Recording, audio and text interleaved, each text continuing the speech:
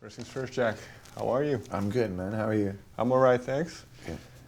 Your first album, do you still remember it? My first album? Yeah, I remember. No, that the I one that bought. you bought. Oh yeah, the sorry. first. I thought you were gonna say I remember No, my first of album. I was course, like, of yeah, course. it wasn't that long ago. Yeah, my first album I bought. It was an album called Finding Timbuktu, Okay. with Ali Farka, Touré, and Cooder.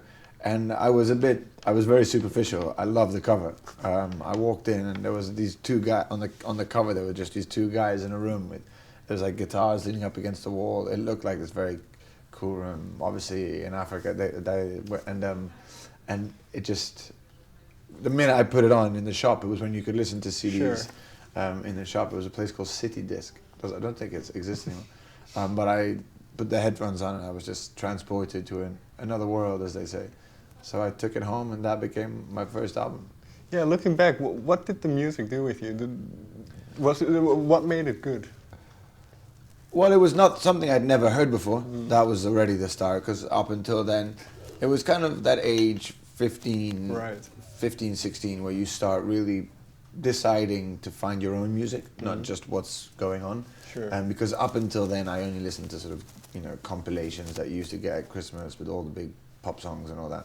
And I never really cared, even then I never really cared too much for that sort of music. Like, it was fun for parties, but you never really listened to it. You just put it on to create a good mood. And then this stuff, when I found Cooder and Ali Farka too, it was really like, you really had to pay attention. It really created like this atmosphere, and that got me a lot into guitar music. Okay. But then the first album I bought sort of a real songwriter was Ben Harper. Okay. Ben Harper's Will to Live. That was the first one I bought that became one of my favorites. And well, Ben Harper is a little bit closer to the kind of music you make. So in terms of songwriting then, because you say you were around that age of picking up the guitar, and so what did it do for you in terms of songwriting? I think it taught me how to songwrite. I think everything I've learned about songwriting has been from other songwriters. Okay. I never studied music. I never really was that good at school, so even my writing is a bit. Even now I don't write much down. I usually do it by memory, so that's my editing process. If I can't remember it, it's not good enough. Right. That's kind of how I deal with it. It got me really into listening, and I think that in music is just as important as playing. Especially if, like me, you're not really a musician. Like I consider myself musical, because I love to use music to express myself, but I'm not really a musician. I don't know the technicalities of scales and the various instruments and how they're even made. But I like to use them to express how I feel. And the guys that attracted me were people that, like Paul Simon, Bob Dylan, Johnny Cash, Cat Stevens, Chris Christopherson, Johnny Mitchell, Jackson Browne, all these guys. It wasn't just about the notes or the musical design of the songs. It was really about what they were trying to say, the feeling. Right. And I always thought that's what got to me. It wasn't, oh, I like that chord change or that chord progression. It was more, they were sort of creating these kind of films within a 3.5 minute song. Well, yeah, what you mentioned with these artists, a lot of what they did was storytelling. So was that when you started writing songs yourself? Is that what you kind of gravitated towards? Yeah, the storytelling aspect of songwriting is the part that I like. Recently, I sometimes step away from that and just try to create, rather than a story with a middle, beginning, and an end. I sort of now like to just capture a particular moment within the story. Or a particular feeling. Right. I think Paul Simon was always amazing at that. He could talk about a park bench in a song, and you would be there. He would take you to that park bench with two people talking to each other, and it was not necessarily like a story about anything happening. It was more about the feeling that you get when you're in these situations or at that particular setting. Right. And well, you're on album 5 now, so. This might be a difficult question, but what is for you is one of the key things that you've learned along the way about how you write songs? I think the thing I've learned, I've tried to ignore it, but it's impossible, is I write based on my own experiences.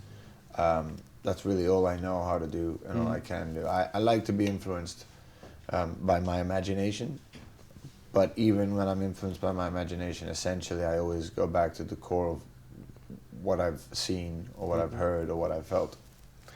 In that sense, am I right in saying, because, well, Before the Storm was kind of a tumultuous period for you, then Written in Scars was, in your mind, I believe, a kind of a last hurrah, Yeah. doing something completely your own. Yeah.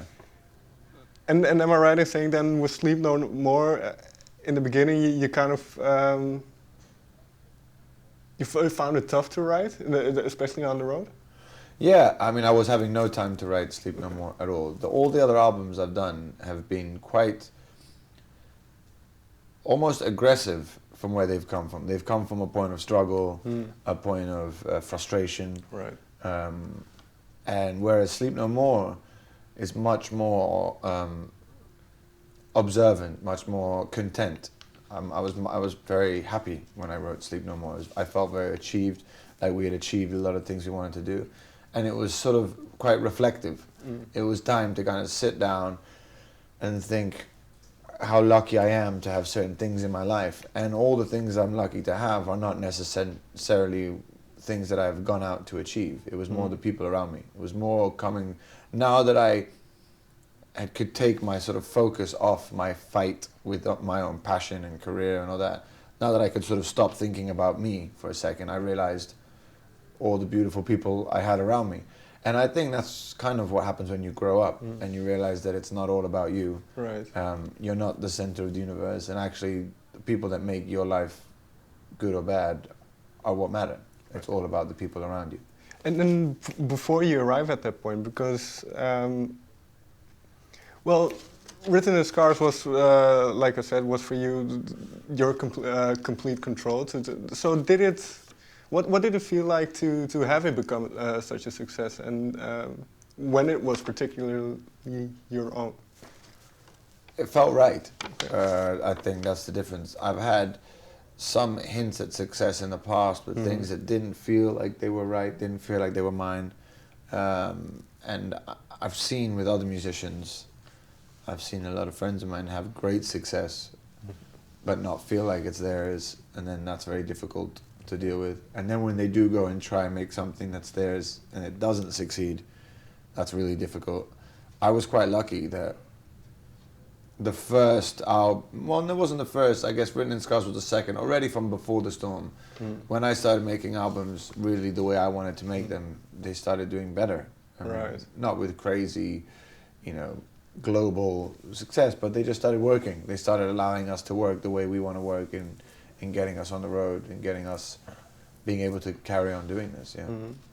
And, well, you mentioned that moment then that you start thinking about the people around you. And last time I spoke to you, you mentioned the band. But then on Sleep No More, it was particularly, I think, your wife that kind of was the influence for the record. So how did that thought process go? Yeah, Sleep No More, this new album is very personal. Much more personal than my previous two albums. Because my previous two albums were very much about what am I going to do as a person in life. Whereas Sleep No More was very reflective and really a thank you letter, more than a love letter.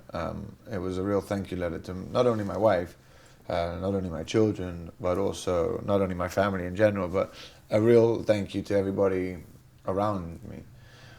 But it's kind of that declaration that I think you just come to terms with when you do grow up and you do realize, man, I'm pretty lucky that I have these people in my life.